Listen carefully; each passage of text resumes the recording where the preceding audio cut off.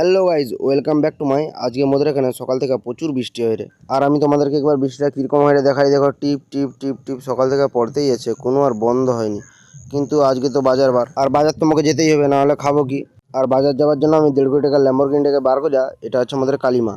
আমি এখানে গড়করে যাব, আর একে যদি গড়করে না যাই, আজকে বৃষ্টির দিন ঘুরে আসবো কি না কোনো গ্যারেন্টি নেই। আর বাজার যাবার আগে রাস্তায় একটা ছোট হাওড়ার ব্রিজ পড়ে, আর সেই হাওড়ার ব্রিজটা পারাইতে হবে। আর হাওড়ার ব্রিজটা যদি নাই পারাই, তাহলে আমি যেতে পারবো না বাজার করতে। আর আমাদের এদিকে এত বৃষ্টি হচ্ছে, হাওড়ার ব্রিজের অবস্থা দেখছো, একদম ভিজে হয়েছে। আর আমি বাজারে ঢুকা সবার আগে তোমাদেরকে একবার বাজারটা ঘুরে দেখিয়ে দিই। দেখো, মানে বাজারটা এত বড়, যেটা তোমরা সারাদিন ঘুরলে 2 মিনিটে শেষ হইবে। আর বৃষ্টির দিনে এদের কাজ নেই বলে এত লোক বাজার চলে আসছে। সত্যি তো, মোরও কাজ নেই। আর তারপর আমি ওখান থেকে মাছ দোকানে চলে আসছি, আর মাছ দোকানে এসে কাকাকে বললি একটা কাতলা মাছ দিয়ে দাও। আর তারপর আমি কাকাটাকে যা বলছি, মোর কাছে এখন পয়সা নেই। কাকাটাও মুখে সঙ্গে সঙ্গে বললো, মোর কাছে তাহলে এখন মাছ নেই। আর তারপর কাকাটাকে আমি মাছের পয়সা দিলি, মুখে বাকি পয়সাটা ফেরত দিল। বাকি পয়সাটা ফেরত দেবার বলে মুখে মোর ঝোলায় মাছটা ফিকে দিল। আর তারপর এই দাদাটার কাছে চলে আসছি। এই দাদাটার কাছ থেকে উচ্ছা লিছি। না গো, উচ্ছা কিন্তু আমি লেইনি, উচ্ছা লিছে অন্য লোক। আর এর কাছে আমি সবজিগুলো আগে দেখলি, যদি পছন্দ হয় নেবো। তারপর সবজিগুলো পছন্দ হতে ওখান থেকে 2 হাত পা দিয়ে বাছা শুরু করলি ভেন্ডি। আর ভেন্ডিগুলো পছন্দ হতে ওখান থেকে ভেন্ডি নিয়ে নিচ্ছি 250 গ্রাম। আর তারপর এখানে জল দাদার কাছে চলে আসছি। তার মানেটা হচ্ছে এই রেনকোট পড়েছে বৃষ্টির দিনে, ওই জন্য। আর তারপরে এই লাল দাদার কাছ থেকে লঙ্কা নিয়েছি 200 গ্রাম। আর ওর কাছ থেকে লঙ্কা লিয়ে বাড়াইতে এখানে আমাকে বেগুন কাকু ডাকছিল। আর এই বেগুন কাকুর কাছে আসছে, এই যে বেগুন কাকু দেখছো,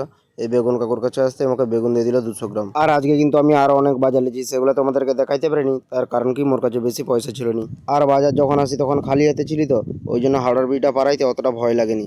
এখন ব্যাগ ভর্তি হয়েছে, ভারী হয়েছে, আর হাওড়ার ব্রিজে উঠতে ওই জন্য বেশি করে ভয় লাগছে। আর আমি এখন যে জায়গাটায় দাঁড়িয়েছি, সত্যি তোমরা শুনলে না হাত পা কাঁপবে। তার কারণটা হচ্ছে যে আমি এখন হাওড়ার ব্রিজে পুরো মাঝখানে দাঁড়িয়েছি। হাওড়ার ব্রিজটা তোমাদেরকে ঘুরিয়ে দেখাইছি, কত সুন্দর লাগছে দেখছো তো। আর তোমাদের তো হাওড়ার ব্রিজটা সুন্দর লাগছে, কিন্তু ভয় তো লাগছে মোর, আমি ছিলি মাঝখানে। আর তারপরে কোনো রকম ভাবে ভয়ে ভয়ে হাওড়ার ব্রিজটা পারিয়া এসে দেখি মোর ল্যাম্বরগিনি বৃষ্টির জল পেয়ে ঠান্ডায় দমে ঘুমাই রে কাঁথা গায়ে দিয়ে। আর তারপরে আমি একে অনেকক্ষণ ডাকছি, অনেকক্ষণ ডাকার পরে সাড়া নাই পেতে আমি মনে করছি তার একটু পরে উঠে বলে, না গো আমি আছি গো এখনো। আমি তারপরে রেগে গেছি, আমি বলি আছি বললে হবে, ঘর যাবো নি? বলে হ্যাঁ ঘর যাবো চলো। বলে একে ঘর নিয়ে চলে আসছি। আস্তে আস্তে রাস্তায় একটা পুকুর পড়েছে, এই পুকুরটার দিকে দেখো, বৃষ্টিটা পড়তেছে। এটা হচ্ছে আমাদের একটা দেশ পুকুর।